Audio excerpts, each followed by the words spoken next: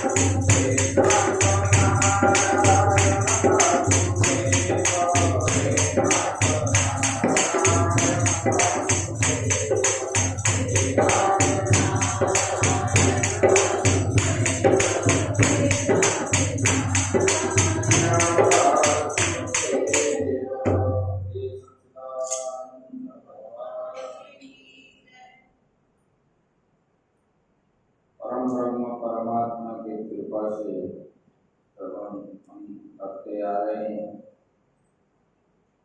श्रीमद् भागवत की कथा।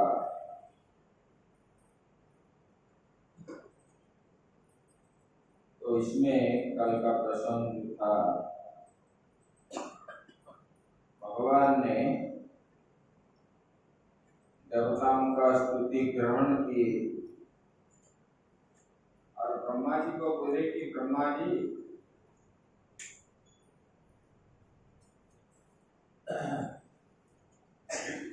बोले कि जितना कार्य के लिए मैं आया था वो तो हो गया, और आप जिसके लिए मुझे प्रार्थना किए थे वो सब कार्य संपन्न हो गया। लेकिन ये जो जदुवंशी है, ये जदुवंशी उच्छृंखल है और इसका विनाश होना चाहिए। ये विशाल वंश है, इसको नष्ट किए बिना हम जा नहीं सकते और इसको विनाश करके ही हम जाएंगे। तो देखिए, इनका तो विनाश हो गया ब्राह्मण श्राप से, लेकिन ये विनाश का प्रारंभ हो चुका है। ब्राह्मणों ने जो श्राप दिए ऋषियों ने, लेकिन इनका अंत होने पर मैं अपने धाम में आ जाऊंगा।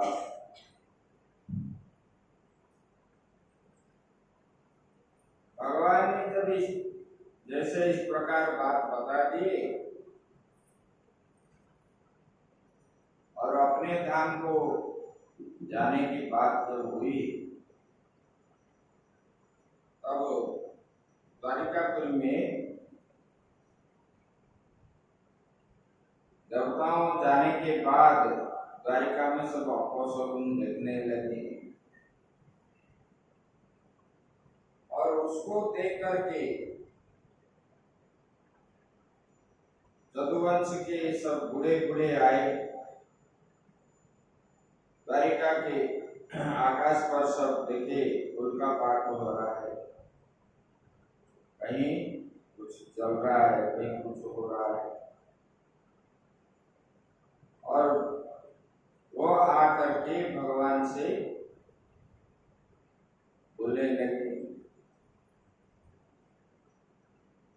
बोले कि हे कृष्ण बलराम, हर समय आप आज तक हमको रक्षा करते आए हैं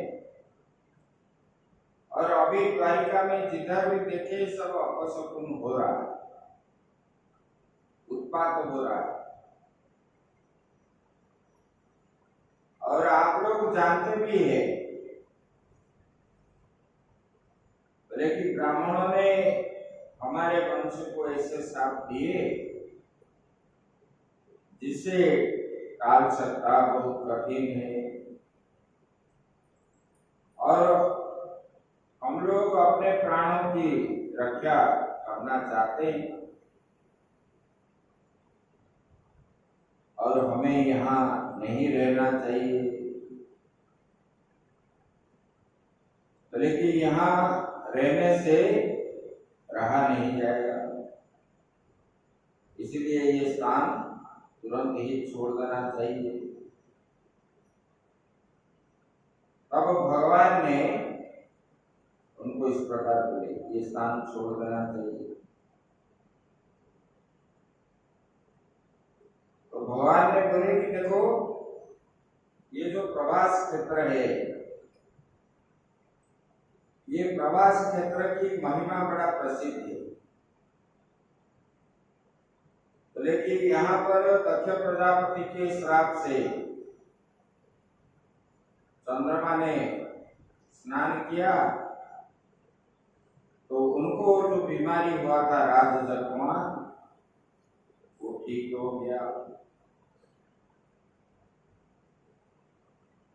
लेकिन वो तो ठीक हो गया, रोग से छूट गए, साथ ही उनके पास जो कला है, ये कलाओं का भी अभिवृद्धि होने लगा। उनका जो पक्ष में 15 दिन में घटता है बढ़ता है, शुक्ल पक्ष में बढ़ता है, कृष्ण पक्ष में घटता है, तो ये जो कला है ये बंद हो गया और ये होने लगा। और वहां पर जाके हम लोग जो है प्रवास क्षेत्र जाकर के स्नान आदि करेंगे और स्नान करके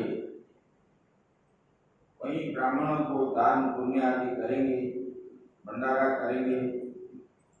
अब हम लोग भी ये ब्राह्मणों साहब से हम भी मुक्ति हो जाएंगे और ये संकट जो है हमारा वैसे ही टल जाएगा, ऐसे भगवान ने उनको। और ये बात जो है उद्धव जी सुन रहे थे, वहां पर देवताओं के साथ जो बातचीत हुआ, भगवान के साथ ब्रह्मा जी शिव जी जो बात करने लगे और उद्धव जी वहां सब सुन रहे थे। ये सब जाने के बाद फिर यदुवंशियों को प्रेरणा देने के बाद उद्धव जी बोले, भगवान देवदेवेश योगेश पुण्य श्रवण कीर्तन संग्रहितैतत्कुलं नूनं लोकं संत्यज्यते भवान्। बोले कि हे भगवान, आप अधीश्वर है, देवाधिदेव है, सब देवों का अधिपति आप हैं, सब देवताओं को आपने ही बनाया। बोले कि भगवान, आपका लीलाओं का श्रवण कीर्तन करने से जीव जो है पवित्र हो जाता है।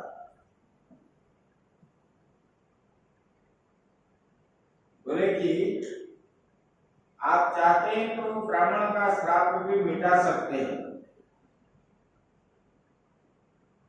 आप जो अभी बोल रहे हैं कि हम जाएंगे प्रवास क्षेत्र में स्नान करेंगे तो मिट जाएगा, अगर आप चाहेंगे तो ये श्राप आपके लिए कुछ भी नहीं है, मिटा सकते हैं। लेकिन आप ऐसा नहीं करेंगे, ये मैं समझ गया हूं। और आप जो है अपना वंश को संहार करके अपने धाम में जाने के लिए तैयार हो गए भगवान। देखो, भगवान ने कितने बड़े शिक्षा दी, अपने कुल का ही खुद विनाश करके गए।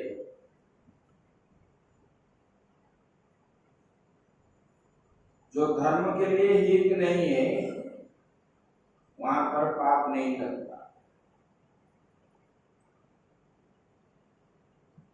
तो वहां पर बताते हैं, बोले कि भगवान आप जब चले जाओगे, मैं जो है नाहम तवांग्रि कमलम क्षणार्थम अपि केशव, एक क्षण भी आपके दर्शन के बिना मैं भगवान रह नहीं पाऊंगा। उद्धव जी बोलता है, बोले कि मेरे जीवन सर्वस्व जो है आप ही हो, मैंने तो और किसी को माना ही नहीं।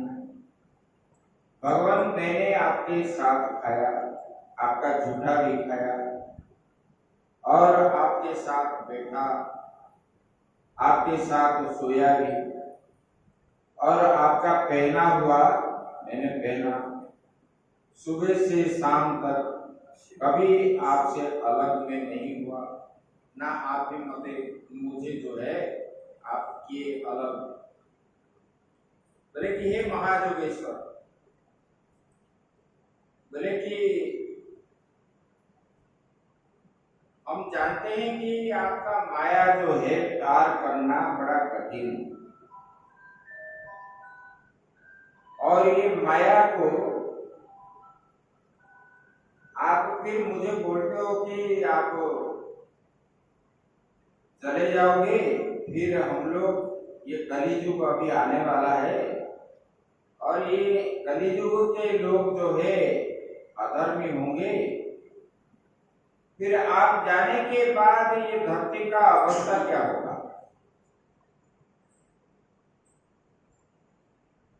भगवान अगर आप तो चाहेंगे तो करेंगे, अगर आप जाना चाहते हो तो मुझे भी साथ में लेकर के चले जाइए, मैं भी जाऊंगा।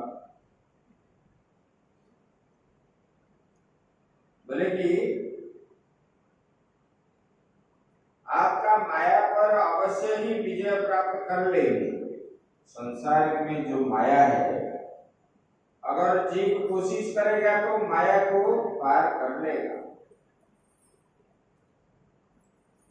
बोले कि उसको डर नहीं है, बोले कि डर इस बात का है आपका दर्शन नहीं होगा भगवान। माया को हम नहीं डरते, जितना भी कष्ट आए जो भी आए हम सहन कर लेंगे, लेकिन आपके माया को हम डरते नहीं, लेकिन आपका दर्शन नहीं होगा। लेकिन देखिए, आपके दर्शन के लिए ऋषि मुनि जो है ठंडी गर्मी सहन करके जंगल में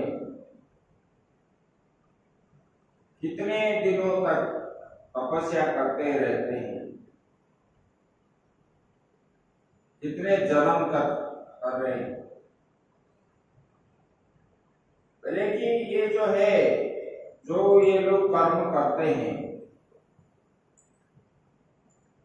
बोले कैसा कर्म, बोले कि निष्काम भाव से कर्म करते हैं।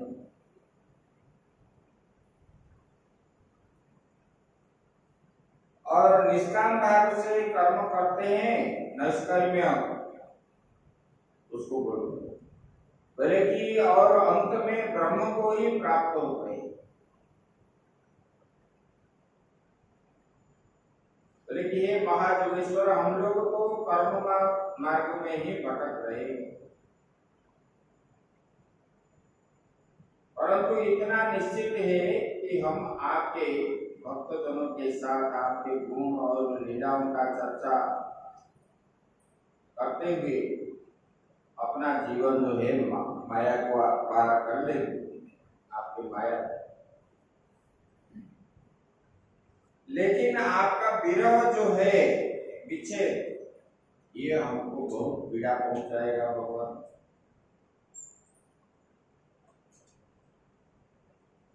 बोले कि हम उद्धव जी जब इस प्रकार बोलने लगे तब भगवान ने उनको बताया, बोले कि हे उद्धव, बोले कि कुलम वैशापनिर्दग्धम संख्यात्यन्योन्य विग्रह समुद्र सप्तमे हृता पूरीं च प्लावयिष्यति। बोले कि मैंने जब ये मर्त्य लोक त्याग करूंगा, बोले कि आप ये निश्चित हो जाओ, आज के ठीक 7वें दिन के बाद ये द्वारिकापुरी जो है जल में डूब जाएगी, समुद्र के गर्भ में।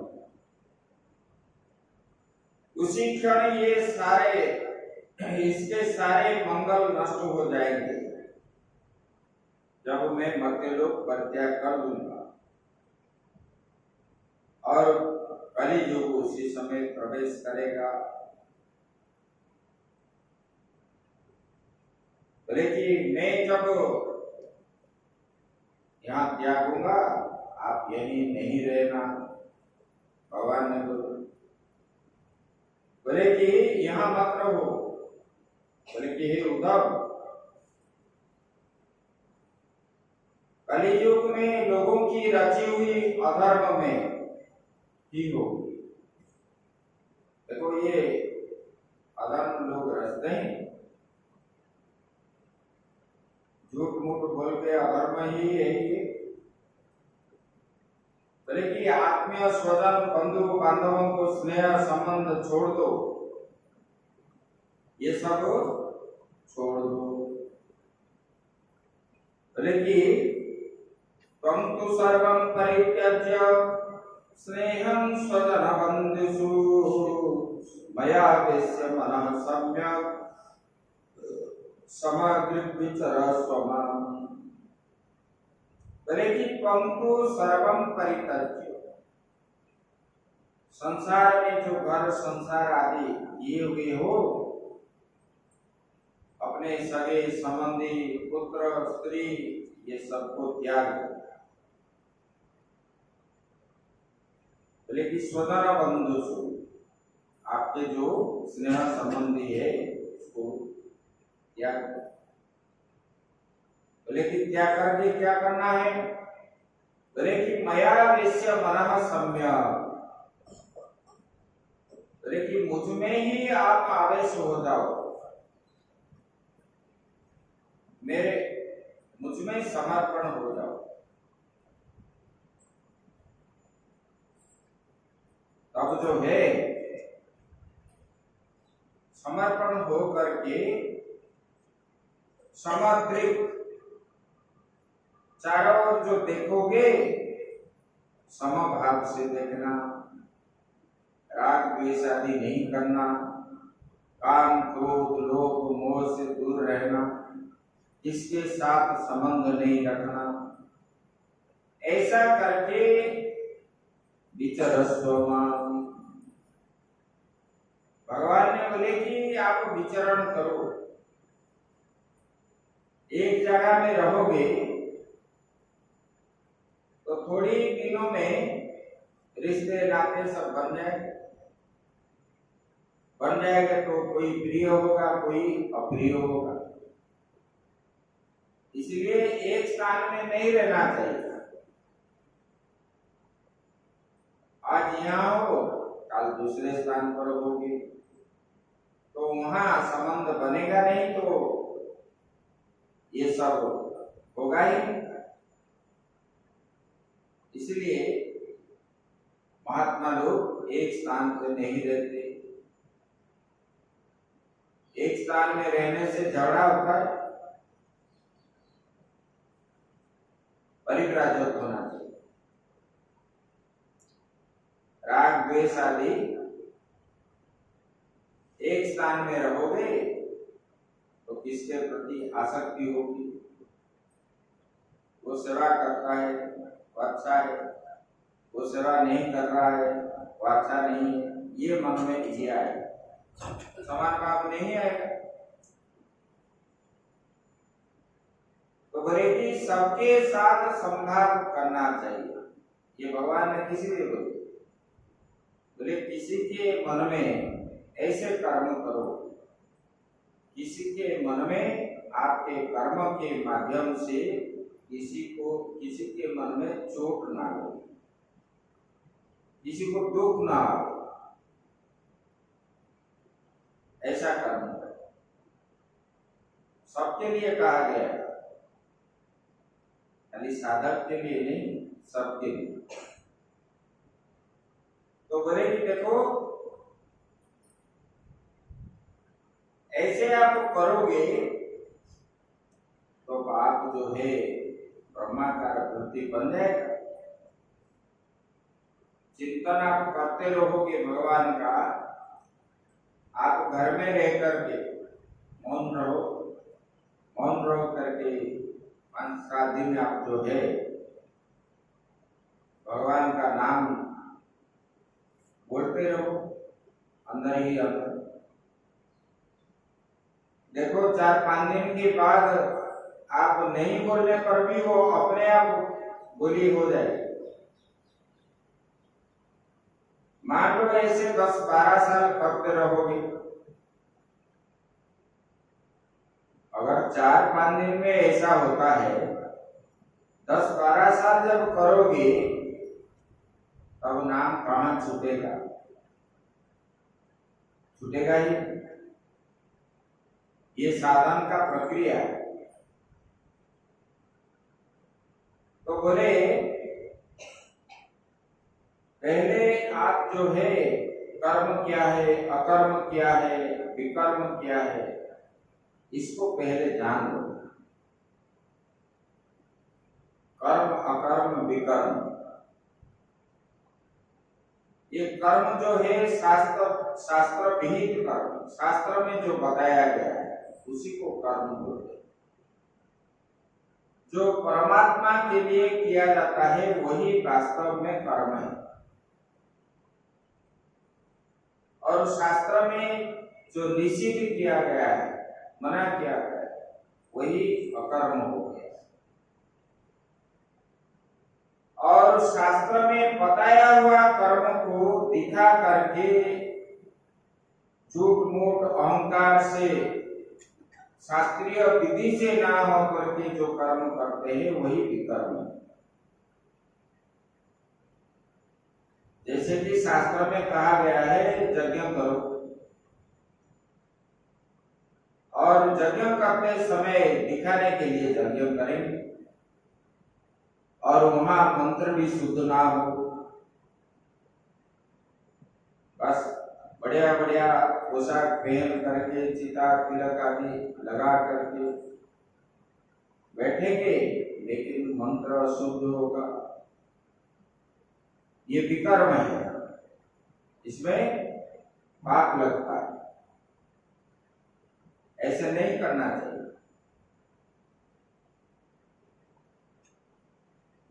बोले कि ये जो है ये सब छोड़ करके आप जो है मैं चले जाने के बाद आप जो है अपने इंद्रियों को अपने बस में कर लो। बोले कि वो इंद्रियों का बागडोर जो है अपने हाथ में रखो।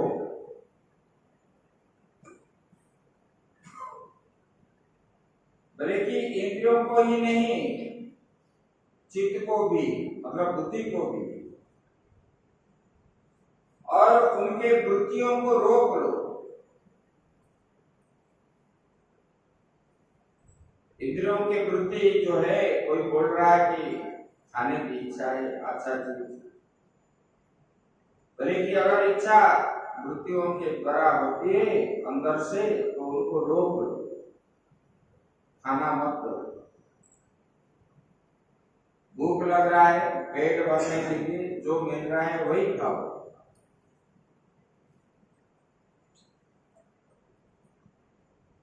देखो महात्मा लोग जो जंगल में रहते हैं भोजन सामान्य रूप से रहते हैं, सामान कुछ रखते नहीं, ना चूल्हा कभी जलता है, चूल्हा कभी नहीं जलता है वहां। अगर भूख लग रहा है तो ये लोग क्या करेंगे, सुबह शाम बेल पत्ता खा लेंगे, पानी पी लेंगे, दुर्वा घास खा लेंगे, कोई फल कंदमूल आदि खा लेंगे, बस हो गया। खजूर कंद खा लेंगे, बस पेट भर गया। कुछ भी कोई भी चीज खा करके पेट भर लो। ये भोजन आदि जो है ये प्रपंच है, इसमें समय जाता है, जैसे तैसे बना लो, बस जो मिल गया खाओ, बस हो गया। इसलिए भगवान ने बोले आप इस प्रकार विचरण करो, जो मिल गया उसी को खाओ पियो घूमो और इंद्रियों को अपने बस में रखो। बोले कि इसमें क्या होगा, बोले कि देखो आत्मा का अनुभव करोगे और शरीरधारियों के आत्मा ही हो जाओगे आप, मतलब वो ब्रह्म बन जाओगे, ऐसे भगवान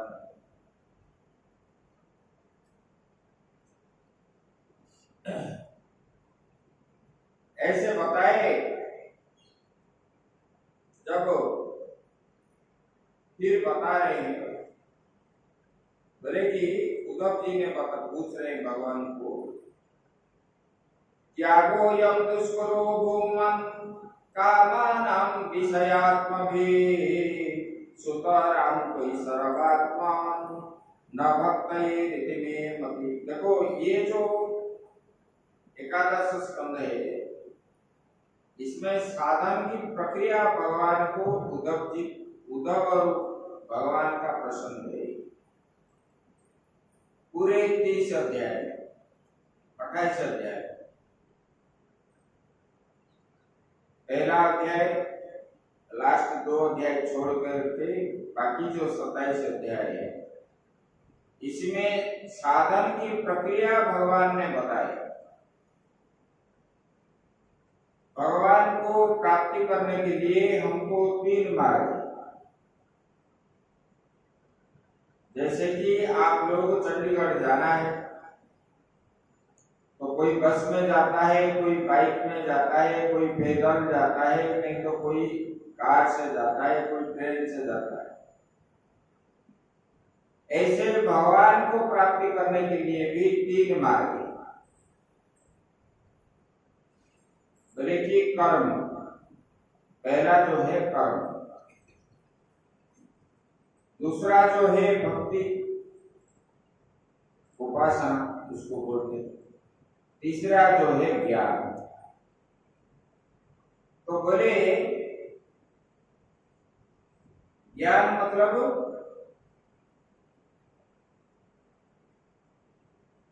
मैं ही ब्रह्म हूं, ब्रह्म से अतिरिक्त मैं कुछ भी नहीं हूं, अहम ब्रह्मास्मि। ये भाव जिसको हो गया, भगवान ने बोले वही ज्ञान मार्ग है। वो जीते जी ही मुक्ति हो जाता है, मरने के बाद नहीं, जीते जी ही मुक्ति हो जाता है। लेकिन निष्काम कर्म करना है। 1 2 दिन 10 दिन 1 महीना 1 साल में नहीं होता है। ये जो है दीर्घ दिन तक करना है निष्काम कर्म। इसलिए पहले बताया गया ना, बोले कि ब्रह्मचारी अवस्था में बचपन में ही जब 11 साल हो जाता है तब जो है आगे बताएंगे ब्रह्मचारी कैसा है, वानप्रस्थी गृहस्थ सन्यास के बारे में आएगा। 20 अध्याय में 20 या 21 से। तो पहले गुरुकुल में जाकर के गुरु जी का सेवा करना है। गुरु जो बोलेंगे वही करना है और श्रद्धा के साथ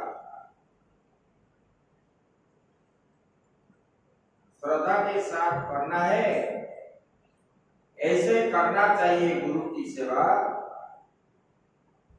गुरु बोलना नहीं पड़ेगा। गुरु को क्या चाहिए, किस समय क्या चाहिए, क्या कर रहे हैं, ये सब जो है, पूजन के लिए क्या सामग्री चाहिए, गुरु जी को कितने बजे जागते हैं, कितने बजे सोते हैं, जागने से पहले उठ करके अपना स्नान शौच आदि करके अपना पूजा पाठ पूरा करके गुरु की सेवा में लगना।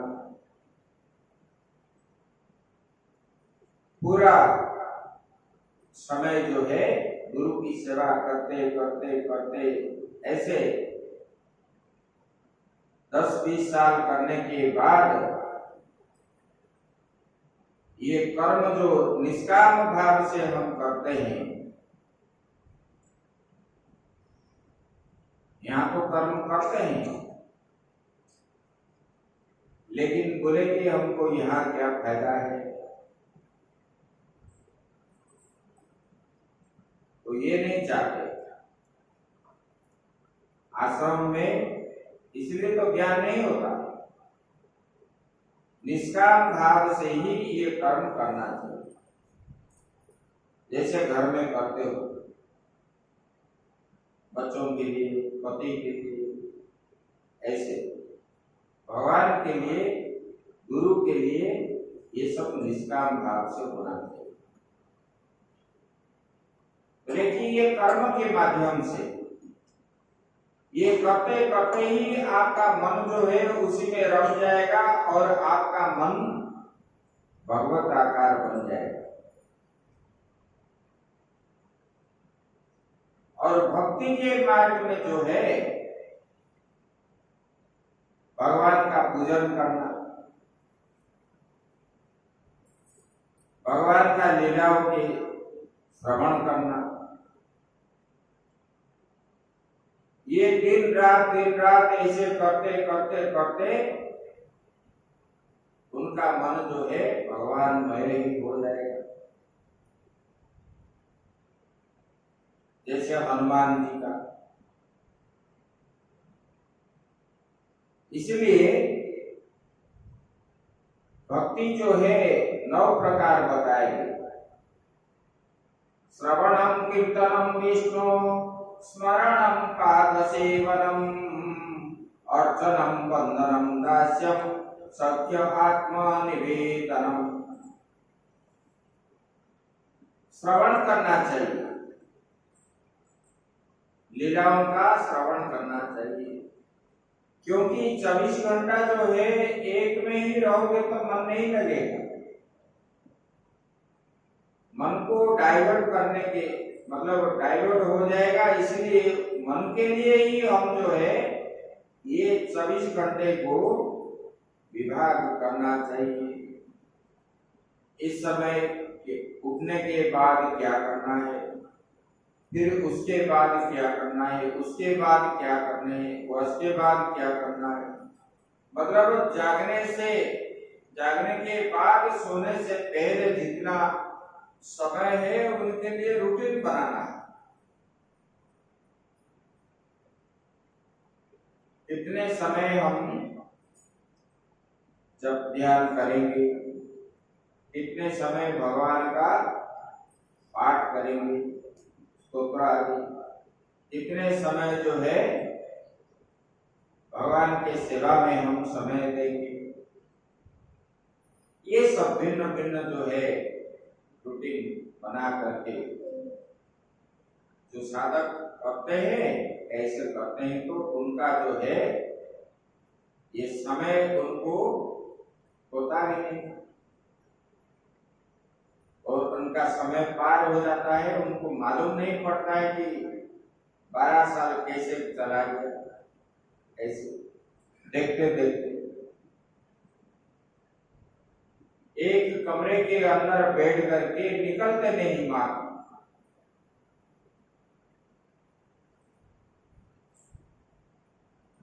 आपके पास ये जो होशियारपुर है ना, यहाँ पर विरक्त कुटिया है होशियारपुर में, संत रहते। अभी एक संत थे आत्मानंद जी, उनका कभी शायद शांत हो गया होगा। इतने विरक्त महात्मा थे, घूमना फिरना उनको पसंद नहीं। संत लोग जो होते हैं ऐसे ही साधना करते हैं, और संतों के पास क्यों जाते हैं? ये सब सीखने के लिए। हम अपने जीवन में इसको देख करके उतारेंगे तब हमको भी भगवान की प्राप्ति हो जाएगी और भगवान का दर्शन मिलेगा।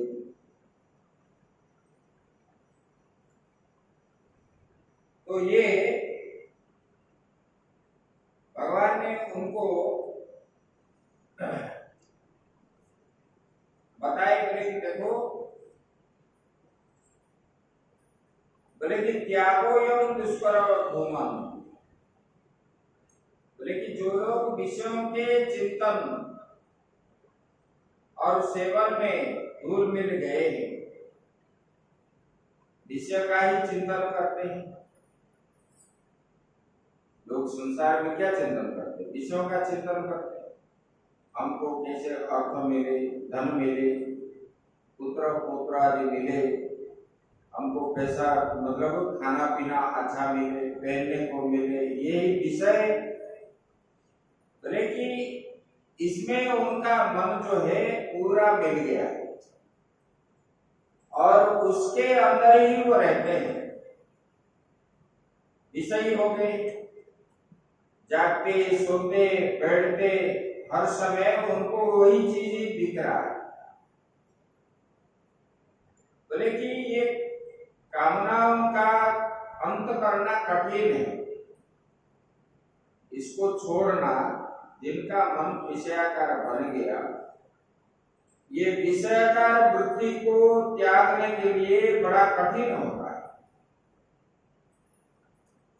तो उद्धव जी पूछ रहे हैं, बोले कि भगवान, ये विषयों का त्याग जो है हम कैसे करेंगे? आप तो बता दिए ये सहज है, बोल देना, लेकिन ये कली का जो प्रभाव है, जो हर समय विषय में ही लिप्त रहते हैं,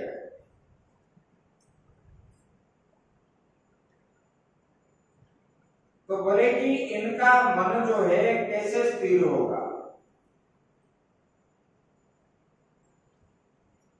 जो समाज में हो रहा है,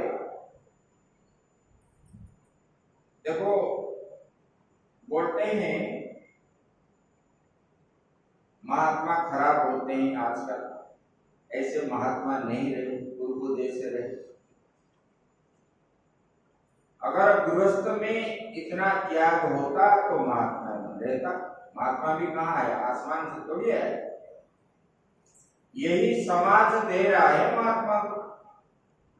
अगर समाज के अंदर त्याग वैराग्य नहीं है तो महात्मा के पास कैसे आएगा? और महात्मा को आप लोग ला करके चोरी का अन्न खिलाओ तो उनका मन क्या होगा? अभी जो अन्न लोग जो पैसा कमाते हैं, झूठ मूठ करके पाप की कमाई, और उस अन्न को खाने पर उनके मन में क्या होगा? विषयाकार वृत्ति महात्मा का बनेगा कि नहीं बनेगा? तो यही है। बोले कि ये बुजुर्गों लोगों संसार में सबके लिए बताया गया, महात्मा के लिए नहीं कि गृहस्थ के लिए भी। ये जो शास्त्र में बताया गया है सब लोगों के लिए बताया गया। ये समाज जो कलुषित हो गया है उसको सुधारेंगे कैसे? लोग नहीं जानते, दूसरे को दोष दिखाते हैं। अरे अपने घर में भी बच्चे जो होते हैं, बच्चों का स्वभाव भी खराब हो रहा है। सुधारने के लिए हमको ही कोशिश करना पड़ेगा।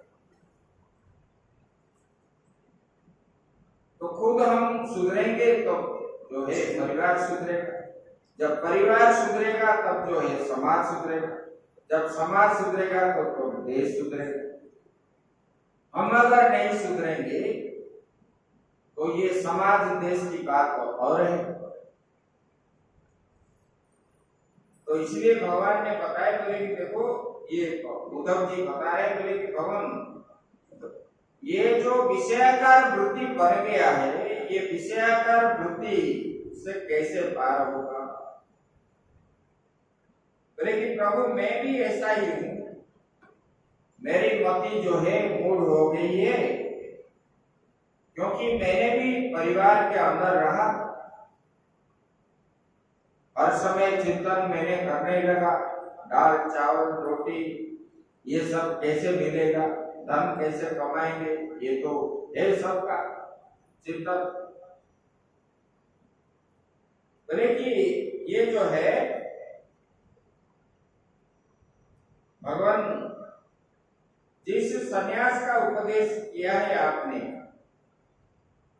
इस प्रकार समझाइए जैसे कि हम सुगमता पूर्वक ये विषयों को त्याग कर सकते।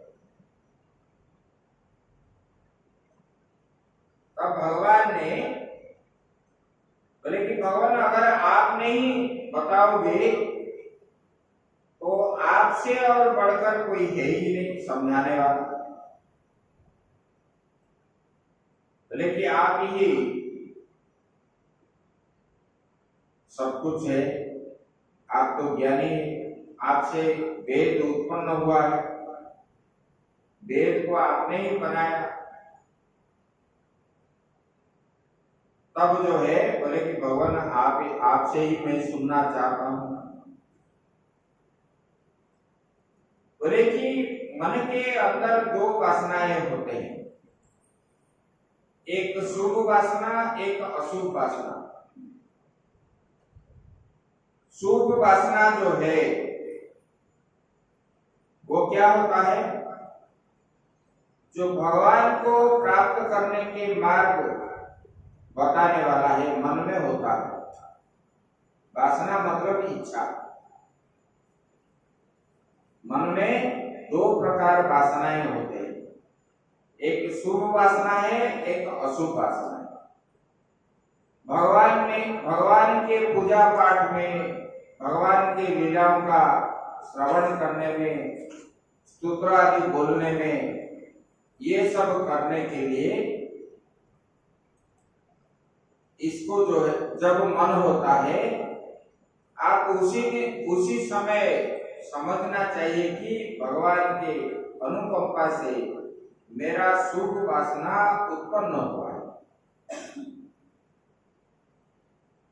अशुभ वासना जो है, इसके प्रति राग द्वेष हिंसा, चोरी करना, पाप कर्म करना, ये जो मन में होता है, आप जानना चाहिए कि ये मेरा अशुभ वासना है। बोले कि भगवान ने बोले अपने आप को ही स्वयं विवेक शक्ति के द्वारा ही आप बचा सकोगे। आप जब जानोगे कि अशुभ वासना मेरे मन को ग्रसित कर लिया है, तब उनको त्याग करने का कोशिश करना चाहिए, लेकिन कोशिश नहीं करते। जब मन में पाप आ जाता है, पाप को कैसे दूर करोगे? उसी समय भगवान का शरण लेना चाहिए, नहीं तो भगवान के भक्तों के पास जाना चाहिए। जैसे कि बुखार हुआ तो डॉक्टर के पास तुरंत जाते हो, इसी प्रकार अशुभ वासना जब मन में आ जाता है, तुरंत ही जो है भगवान का ही चिंतन करो, भगवान का ही मनन करो और भगवान के भक्तों के साथ कुछ वार्तालाप करोगे, आध्यात्मिक बात, तब जो है ये अशुभ वासना ऐसे मिटता है। बीमार होने पर जैसे डॉक्टर दूर करता है दवाई देके, इसी प्रकार अशुभ वासना को इसी माध्यम से आप छोड़ोगे तब जाके होगा। और बोले कि आत्मनो गुरुरात्मैव पुरुषस्य विशेषतः यत्प्रत्यक्षानुमानाभ्याम श्रेयोसावनुविन्दते। बोले कि मनुष्य का जो आत्मा अपने हित और अहित का उपदेशक गुरु है। बोले कि प्रत्यक्ष आप अनुभव करते हो, आप जब झूठ बोलते हो, आपको मालूम है कि नहीं कि मैं झूठ बोल रही हूँ कि बोल रहा हूं? आपको तो मालूम है। मैं ये पाप कर्म कर रहा हूं, आपको तो पूरा मालूम है, फिर क्यों बोल रहे हो? भले और 10 साल के बाद मरेंगे या अभी, मतलब सच बोलने पर, मान लो कि कोई बोलेगा कि सच बोलने पर अभी हम मर जाएंगे, तो 10 साल के बाद कहाँ हम रहेंगे, कि 5 मिनट के बाद भी कहाँ रहेंगे? तो आगे तो नहीं रहेंगे, अभी नहीं रहेंगे, तो फर्क क्या पड़ता है?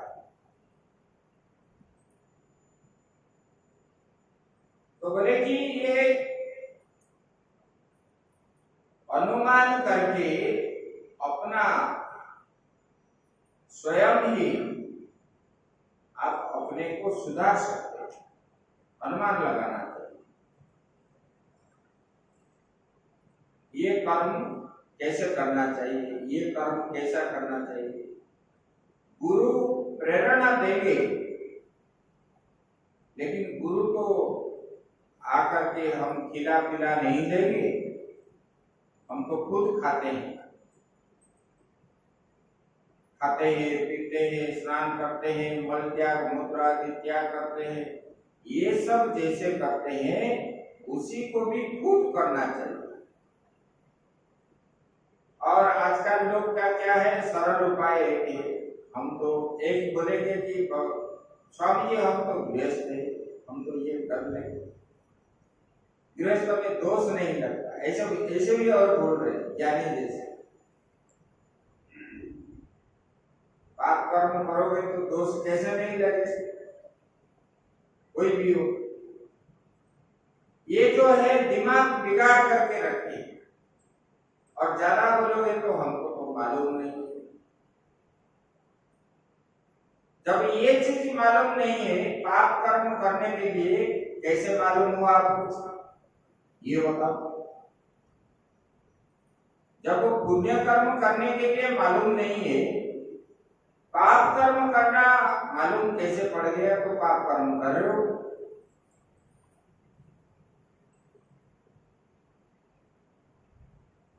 बोले कि ये हित अहित का निर्णय करना ये अपना ही काम है, भगवान ने इसे बोले कि तीक्ष्ण बुद्धि के द्वारा गुरुओं से जो सुनते हो उसी को ही अपने जीवन में निष्काम भाव से उसको करना चाहिए। बोले कि ऐसे करते करते क्या होगा, बोले कि उसी से ही आपको ये ज्ञान हो जाएगा। कौन सा ज्ञान? आत्मा नित्यो व्यय शुद्ध एक क्षेत्रज्ञ आश्रय अविक्रियो सुधृति हेतु व्यापको संगनावृतः। बोले कि ये आत्मा जो है आपको ऐसे निष्काम कर्म करते करते करते करते आपको ये ज्ञान हो जाएगा दीर्घ दिन करने के बाद, ये आत्मा क्या है? नित्य है, ये अनित्य नहीं है और ये अव्यय है। मतलब कभी घटता नहीं, कभी बढ़ता नहीं। जैसे अपना शरीर जो है कभी घटता है, कभी बढ़ता है, धन भी घटता है, बढ़ता है, लेकिन ये आत्मा जो है कभी घटता बढ़ता नहीं, वो जैसे कि तैसे। और भले ये शुद्ध है, अशुद्ध नहीं है, और एक है, दो नहीं है। और ये क्या है? बोले कि क्षेत्रज्ञ है। ये आत्मा जो है क्षेत्रज्ञ है, मतलब क्षेत्र को जानता है, मतलब ये संसार को वो जानता है, ये माया को जानता है। ये क्षेत्र हो गया अपना शरीर, क्षेत्रज्ञ हो गया आत्मा। ये बोले कि ये जीव जो है आश्रय किसका है? बोले कि वही क्षेत्रज्ञ का आश्रय है, आत्मा का है। और ये आत्मा में कोई क्रिया नहीं होते, अविक्रिय है। क्रिया मतलब जैसे कि दूध दही बन जाता है, उसमें क्रिया होने के कारण वो दही बन जाता है। इसमें कोई विकार नहीं है, ये आत्मा में कोई विकार नहीं है, परिवर्तन नहीं है।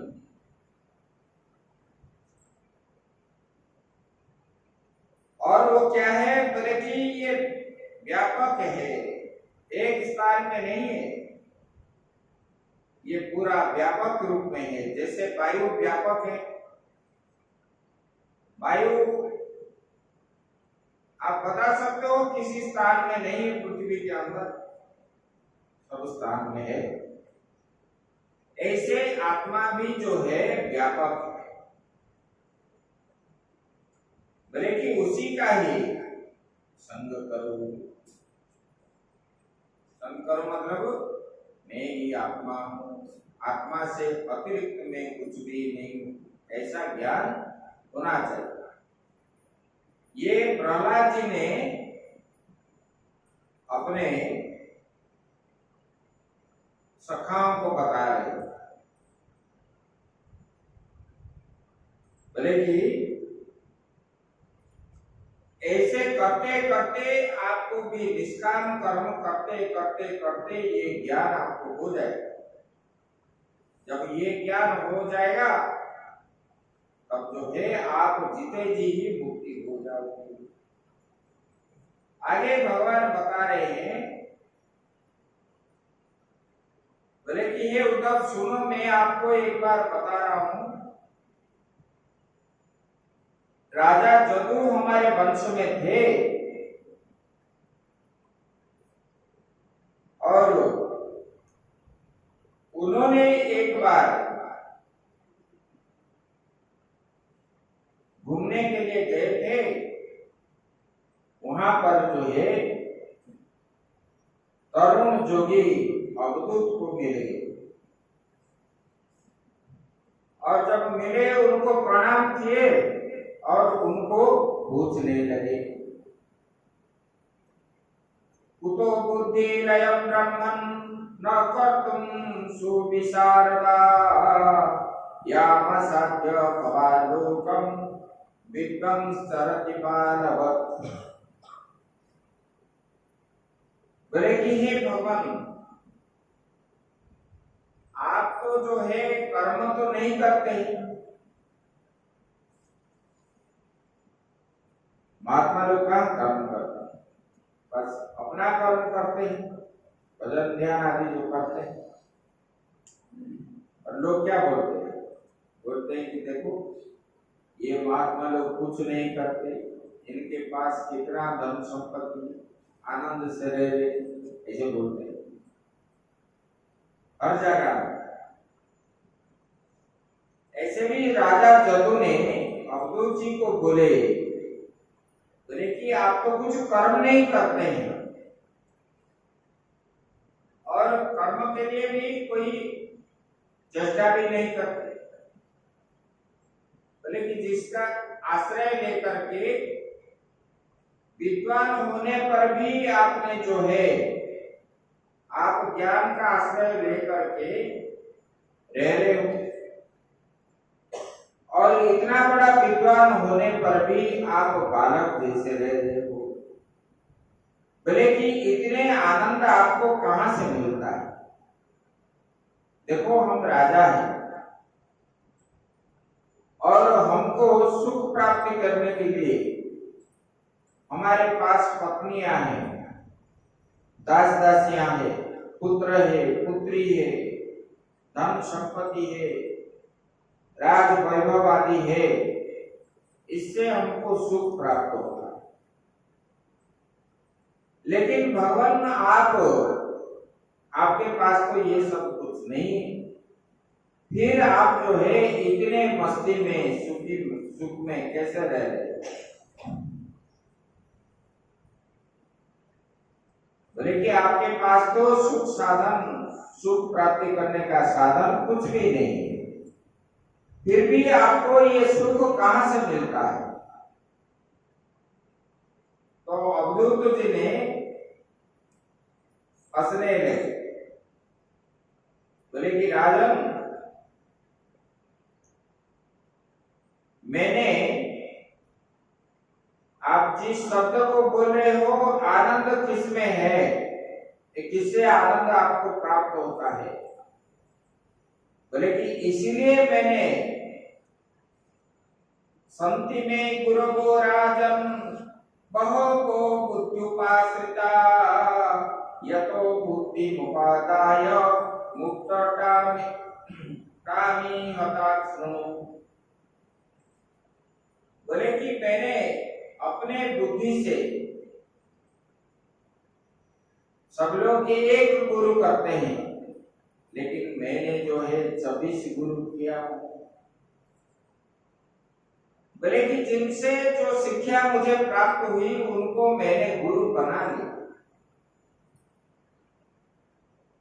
ऐसा कि नहीं कि मैंने मनुष्य को ही गुरु बनाया, ऐसा नहीं है। मैंने ये पंच महाभूत को गुरु बनाया, कीट पतंग आदि को भी गुरु बनाया, पशु पक्षियों को भी गुरु बनाया, सर्प को भी गुरु बनाया, और जो है समाज में निंदित कर्म करने वाले वेश्याओं को भी गुरु बनाया मैंने। मेरे ऐसे 24 गुरु थे और सबको मैं मानता हूं, इसलिए मैं आनंद में रह रहा हूं। बोले कि ये सुख जो है,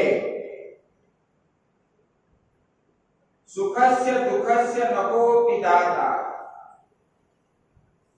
हमको जो सुख प्राप्त होता है, दुख प्राप्त होता है, कोई देने वाला नहीं है जिसके द्वारा हमको सुख मिल रहा है, जिसके द्वारा दुख मिल रहा है, ये जो हम मानते हैं, उनकी वजह से हमको ये दुख हुआ है।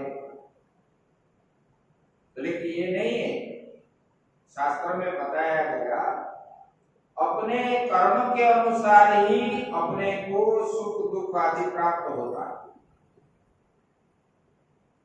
बोले कि सुखस्य दुखस्य नको दाता परो ददाति कि कुबुद्धि रेशा, दूसरे के द्वारा हमको सुख दुख मिल रहा है, ऐसा जो सुख मानने वाला है वो कुबुद्धि वाला है। अपना दोष कभी आप कबूल करते हो? घर में भी आप जो कर्म करते हो, आपका गलती हो गई तो दूसरे के ऊपर ही बोझ डाल देते हो, इनकी वजह से मुझे हुआ है, लेकिन अपना गलती कभी भी कबूल नहीं करते। ये गलत बात है। ये जो है यही बात है, बोले कि ये सुख मिल रहा है, ये दुख मिल रहा है, दूसरे को जो दोष लोग बोलने वाले लोग जो होते हैं यही गलत है। ये कुबुद्धि वाले बोलते, सुबुद्धि वाले नहीं बोलते। ये तो बोलता है कि मैंने जैसा कर्म किया, कर्म के अनुसार जो है मुझे सुख दुख आदि उभय प्राप्त होता है। मैंने सुख के लिए जो कर्म किया, ये कर्म की वजह से मुझे ये प्राप्त हुआ है, ऐसा मानते हैं। और क्या है, दुख किस लिए मिल रहा है? मैं ही कर लिया, अहम बुद्धि करते हो ना, इसलिए मैंने इसको बनाया। जब किसी ने बोलेगा कि आपने कैसे बना दिया, तब आपके मन में दुख आ जाएगा। अगर उन्होंने बोल दिया अरे बढ़िया तो बनाया आपने, तो आपके मन में क्या हो जाएगा? सुख हो जाएगा। तो बोले कि ये अहम करोमि वृथा अभिमान, ये अभिमान के द्वारा ही आप ये मैं ही करने वाला हूं, मैं ही भोगने वाला हूं, इसकी वजह से मैं और मेरा ये बुद्धि होने के कारण ही हमको जो है ये संसार का दुख सुख आदि जो है प्राप्त होता है। इसको जब त्याग दोगे, ये भगवान की इच्छा है। भक्त क्या करते हैं, जो आया उसको ले लेते हैं अपने गले में। देखो मीरा जी के पास 20 भेज दिया राणा ने, और मीरा जी उसको बोले कि ये तो बांके बिहारी के चरणामृत है, ऐसा समझ करके उन्होंने पान कर लिए, तो उनके लिए वो अमृत बन गया। वो विष नहीं समझे, अगर विष समझे तो वो नहीं पीते, अगर पीते तो मर भी जाते। उन्होंने क्या समझ लिए, बोले कि ये तो भगवान बांके बिहारी का ही चरणामृत है। मन में हर समय जो है शुभ चिंतन करना चाहिए। कोई भी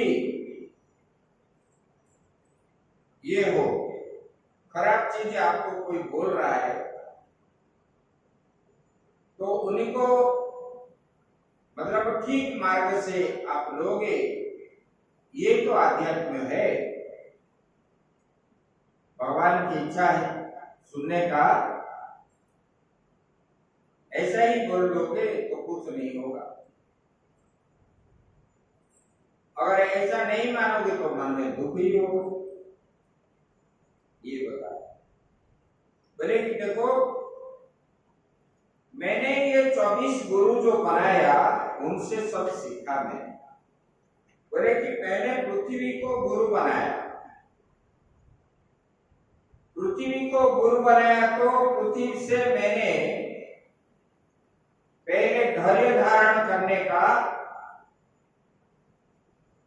सीख लिया। आप मतलब कितना भी खुदाई करो, पिटाई करो, उसके ऊपर हल चलाओ, जो भी चलाओ, कभी आपको उत्तर देती है पृथ्वी? धरती माता नहीं देती। इसलिए बोले कि धैर्य का धारण सीखना है तो पृथ्वी से सीखना है। मैंने उनसे धैर्य धारण सीखा। कितना भी विपत्ति आए, बस यही है मेरा प्रारब्ध है। और क्षमा की शिक्षा भी उन्हीं से ही। वो धरती माता कितना भी दंड दे, सब लोग क्या करते हैं, उसके ऊपर थूकते हैं, लघु शंका करते, गुरु शंका करते, खुदाई भी करते, सब कुछ करते। लेकिन उन्होंने कभी प्रतिवाद नहीं किया और वो सबको पुत्र के रूप में, पुत्री के रूप में धारण किया है। इसलिए मैंने उनसे ये शिक्षा मिली। और मैंने जो वायु से ये पंचमहाभूत के बारे में बताया, ये पृथ्वी का बोल दी, फिर बोले कि देखो, बोले कि वायु से पहले अपना वायु बताए। शरीर के अंदर जो वायु है ये प्राण वायु बोलते हैं। बोले कि ये प्राण वायु से मुझे ये शिक्षा मिला है, बोले कि आहार मात्र का इच्छा वो रखता है, भूख प्यास हमको जो होता है ना, ये प्राण वायु के द्वारा होता है, भूख प्यास। और जब भोजन कर लेते तब मन में आनंद हो जाते। बोले कि साधक को भी चाहिए जितने जीवन निर्वाह हो जाए उतना ही भोजन कर ले। आप अगर ज्यादा भोजन कर लोगे, श्वास प्रश्वास लेना भी आपके लिए कठिन होता है। इसलिए साधक को मतलब इतना भोजन करे कि भोजन जितना है करते हैं हम, उसके द्वारा शरीर खराब ना हो। क्योंकि ये शरीर जो है भगवान का साधन करने का ये माध्यम है। अगर हम शरीर खराब हो जाएगा तो हमारा साधन नहीं हो पाएगा। तो इसलिए ये शरीर जैसे खराब ना हो इसी प्रकार भोजन करना चाहिए। इंद्रियों की तृप्ति के लिए भोजन नहीं करना चाहिए, लेकिन आजकल लोग क्या करते हैं, इंद्रियों की तृप्ति के लिए करते हैं। इधर रात्रि को भोजन नहीं बनाते लोग। पूरे भारत में प्राय लोगों के घर जो है शाम के समय रसोई नहीं बनता। घूमने जाते हैं, कहीं गोलगप्पा खाएंगे, कहीं पिज्जा खाएंगे, कहीं जो है चाउमीन खाएंगे। अरे उसमें झूठा मूठा तेल मसाला सभी खाते रहते। अरे बूढ़े बूढ़ी भी खाते हैं। हरिद्वार जाओगे, गंगा स्नान करने के लिए आए हैं और भजन क्या करेंगे, पहले कहाँ कहाँ क्या मिलता है उसे वहां जाके खाएंगे। अपने गुरु के पास नहीं रहेंगे, होटल में रहेंगे।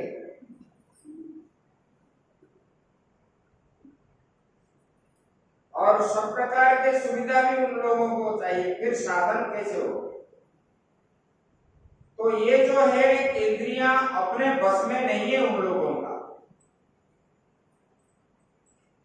हम तीर्थ यात्रा करते हैं किसी भी भगवान की प्राप्ति के लिए, और वहां जा करके हम शौकीन ढूंढे तो फिर साधन कैसे बनेगा? और इधर बोलेंगे हमको भगवान नहीं मिल रहे, हमको दुख ही मिल रहा है। दुख के लिए कर्म करते हो तो दुख नहीं मिलेगा, सुख कहाँ मिलेगा? यही बता रहे। बोले कि शरीर के ये अंदर की वायु जो है, ये वायु क्या करती है, हमारा भूख प्यास आदि उनके द्वारा बनता है, और भोजन करने पर वो भूख प्यास मिटता है। और जितना शरीर के लिए आवश्यक है, जिस प्रकार भोजन चाहिए उसी प्रकार भोजन को ही हमको करना चाहिए। ये शिक्षा मैंने वायु से सीखा। और अपने बाहर वाले वायु से क्या सीखा? बोले कि देखो ये जो वायु है, ये वायु के वायु के पास गंध नहीं है। ये वायु जो है, बाहर वाला वायु, उनका गुण गंध नहीं है। ये गुण किसका है? गंध का गुण जो है पृथ्वी के पास है। गंधवती पृथ्वी बताते हैं। बोले कि वायु जो है, कभी सुगंध वायु आता है, कहीं अगरबत्ती लगा दिया कि कुछ हो गया तो कभी सुगंध वायु चलता है। जैसे मान लो कि अभी बारिश हो गया तो जो गंध ऊपर से पृथ्वी से निकलती है तो वायु प्रवाह होने पर वो गंध हमको प्राप्त होता है। लेकिन वो गंध लेना आना तो करता है, लेकिन उसमें गंध नहीं है। बोले कि ये वायु जो है ऐसे स्वभाव वाला है, उनका कोई विकार नहीं है उसी में। ऐसे वायु से मैंने ये सीखा, हमको समाज में रहना है। समाज के अंदर जैसे वायु रहता है, किसी का कुछ ग्रहण नहीं करता, वो जैसा है ऐसा है, इस प्रकार मैंने रहता हूं। ना किससे मैं ग्रहण करता हूं, ना किसको त्यागता भी, ऐसा नहीं। ये बताए। और बोले कि देखो, बोले कि आकाश जैसे घटमट आदि, जैसे आकाश व्यापक है, ऐसे हमारे आत्मा भी व्यापक रूप में है। इसलिए मैंने ये सीखा। और बोले कि जिस प्रकार जल में, जल जो है स्वभाव से स्वच्छ, चिकना, मधुर और पवित्र करने वाला है, बोले कि वैसे ही मेरा स्वभाव भी ऐसे शुद्ध करना चाहिए, श्रेष्ठ करना चाहिए और मधुर भाषी होना चाहिए हम लोग, ऐसे बोलो। बोले कि मैंने जल से ये सीखा। बोले कि अग्नि से ये सीखा, दूसरे को ज्योति प्रदान करता है, आलोक प्रदान करता है, तो आलोक प्राप्त होने पर उनके मन में आनंद होता है। बोले कि ऐसा कर्म करो दूसरे के मन में दुख ना हो, दूसरे को आनंद प्राप्त होना चाहिए। ऐसे अग्नि से मैंने ये सीखा। और हर समय जो है अग्नि स्थिर में रहता है। बोले कि मैंने चंद्रमा से ये शिक्षा ग्रहण किया। बोले कि काल के प्रभाव से चंद्रमा जो है कभी घटता है, कभी बढ़ता रहता है। बोले कि चंद्रमा तो चंद्रमा ही है। बोले कि वैसे ही जन्म से लेकर के मृत्यु पर्यंत अवस्था जितना भी है, बालावस्था हुआ, पौगंड अवस्था हुआ, युवक अवस्था हुआ, वृद्ध अवस्था हुआ, ये सब जो है ये तो होता रहता है। लेकिन जैसे चंद्रमा घटती है, बढ़ता है, लेकिन चंद्रमा के साथ वो घटता बढ़ता कुछ संबंध नहीं रहता, ऐसे भी ये जीवन में शरीर का घटता बढ़ता होता रहता है, लेकिन ये जो आत्मा में ये क्रिया नहीं होता। इसीलिए मैंने ये आत्मा को ही देखता हूं, मैं शरीर को कभी नहीं देखा।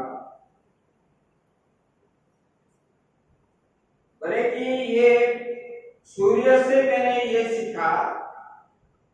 तो बोले कि ये किरणों के द्वारा पृथ्वी का जल खींचते हैं और फिर जो है वो बारिश बाद में कराते हैं।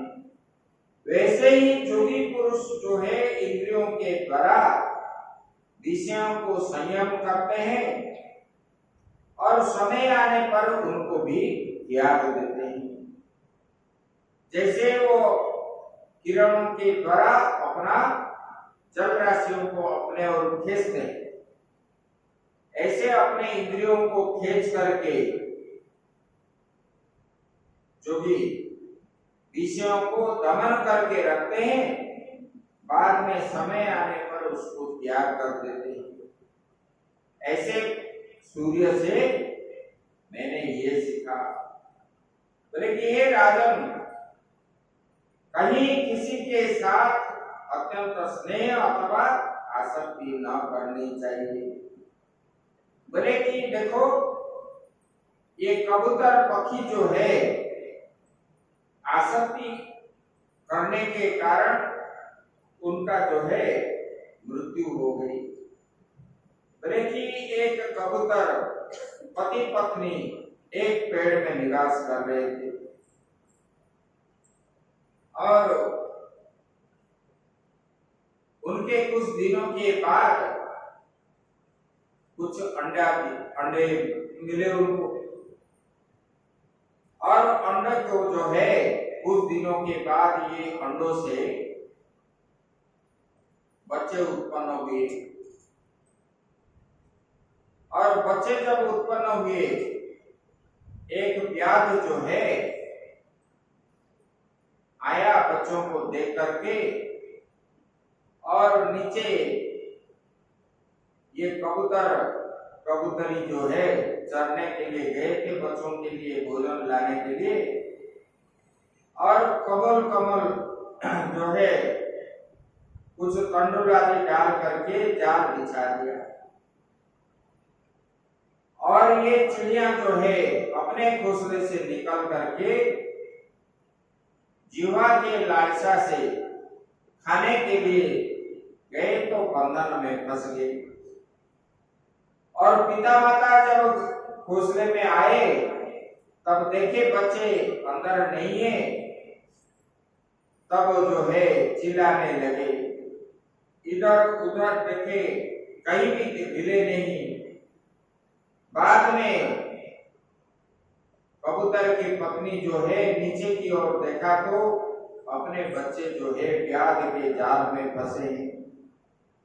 तब उन्होंने बच्चे के प्रति आसक्ति हो करके रोने लगी, और रोते रोते पेड़ के ऊपर से जाल के ऊपर गिर गई, तो जाल के बंधन में आ गई, बच्चों के पास चली गई। ऐसे कबूतर अंत में जो रहा, उन्होंने बोले कि अरे देखो, हम लोग कैसे मिलके रह रहे थे पति पत्नी हो करके, और एक साथ हम जाते थे भोजन संग्रह करने के लिए, शाम को वापस आते थे, ठंडी गर्मी सब सहन करके हम लोग सुख दुख बांट करके रह रहे थे, और ये आज जो है व्याध के जाल में फंस गई। मैं इनके बिना कैसे रह सकूंगा? अभी मेरा जीवन जो है बेकार है। ऐसे ऐसे सोच करके उन्होंने बोले कि ये जीवन रखना क्या फायदा है, तो फिर मैंने भी ये जीवन को त्याग देता हूं। ऐसा कर करके उन्होंने भी वहां पर गिर पड़ा। तब जो है व्याध ने आया, सबको इकट्ठा लेकर के चला गया। अवधूत भगवान बोले कि राजन देखो, कबूतर से मुझे ये शिक्षा मिला, आसक्ति होने के कारण जीव जो है मृत्यु को प्राप्त करता है।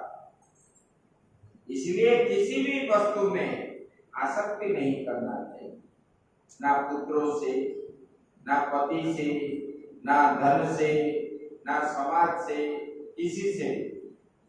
अप्रिय भी नहीं होना है और प्रिय भी नहीं होना है। बोले किसी के प्रति आसक्ति नहीं होना चाहिए। ऐसे ऐसे उन्होंने बताए, और बोले देखो, अजगर से मुझे ये शिक्षा मिला, इतना बड़ा जीव है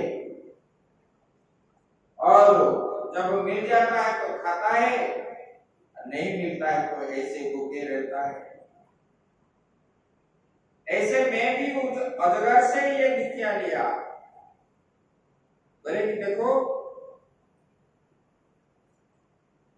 मैं कभी जैसे कि अजगर कभी भोजन के लिए प्रयत्न नहीं करता, उसके मुख के सामने कुछ आ गया तो खा लेता है, लेकिन प्रयत्न नहीं करता अजगर। ऐसे मैंने भी जब मिल जाता जिस स्थान में, मैं ये नहीं देखता है कि ये अच्छा है ये बुरा है। भोजन जो है, सभी भोजन मात्र अच्छा ही है, इसलिए भोजन जो होता है उसी को मैं ग्रहण करता हूं और कभी दुखी नहीं होता कि मुझे मिला नहीं, मुझे ये नहीं हुआ, ये नहीं हुआ, ये नहीं मिला, ऐसे में दुखी कभी नहीं हुआ। इसलिए मैंने हर समय आनंद में रहता। बोले कि बुद्धिमान मनुष्य जो है ऐसे, बोले कि समुद्र से मैंने ये सीखा, समुद्र जैसे इतने जल उनके अंदर है फिर भी जो है गंभीर रूप में स्थिर रहता है, कभी उछलता नहीं है। बोले कि ऐसे समुद्र से मुझे ये सीखा। बोले कि पतंगों से मैंने ये सीखा किया, वो पतंग जो है आलोक प्राप्त होने पर वो आलोक के पास वो आएंगे, प्रकाश के पास तो जलकर अपना प्राण देना पड़ता है। इसलिए इंद्रियों के पीछे भागने वाले लोगों को जो है मृत्यु के मुख में पड़ना पड़ता है।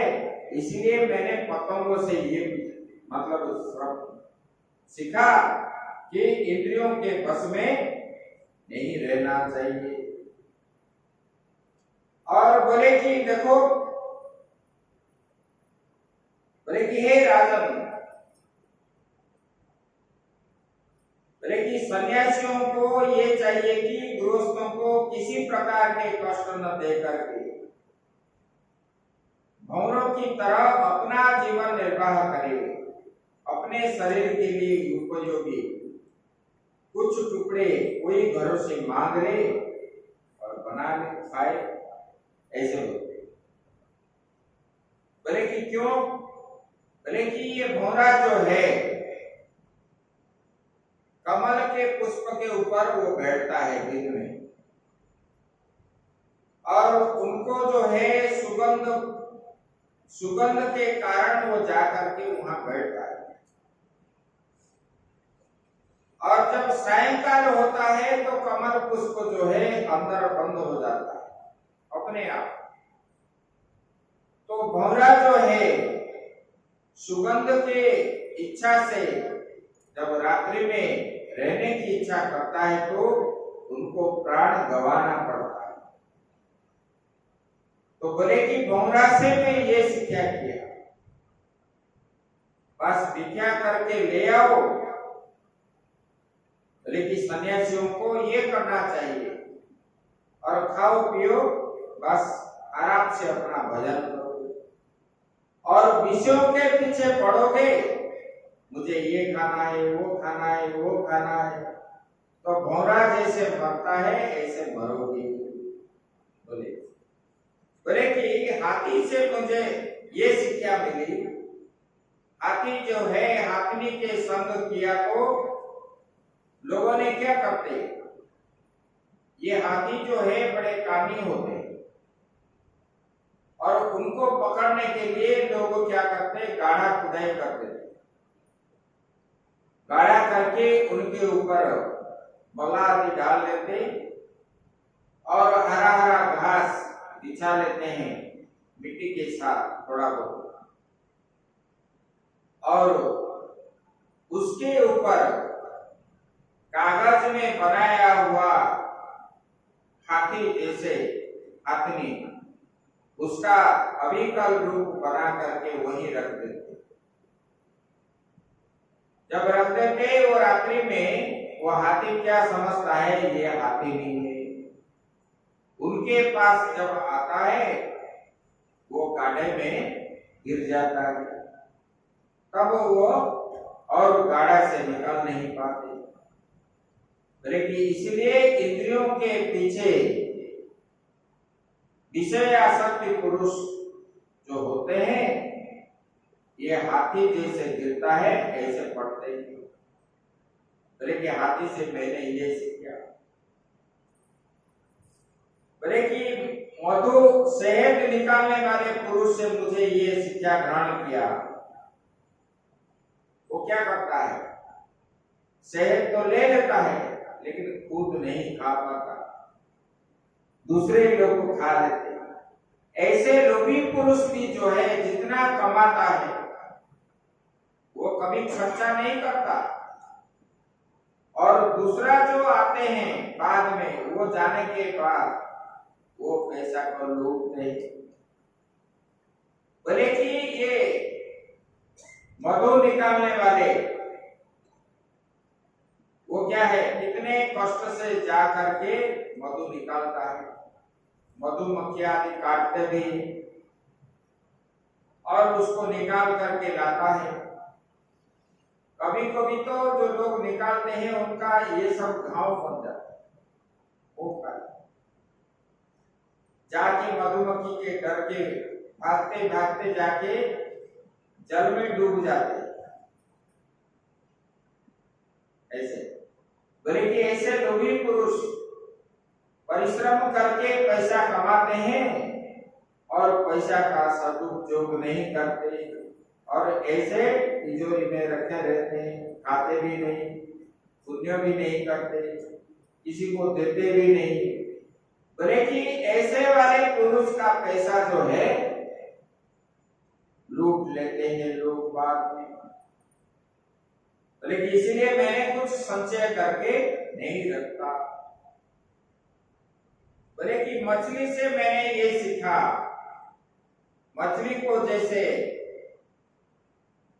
भोजन फेंक करके उसको पकड़ते हैं और पकड़ करके मार लेते हैं, इसीलिए मैं इसी विषयों के प्रति आसक्ति होने पर जीव को जो है मृत्यु का सामना करना पड़ता है मछली जैसे।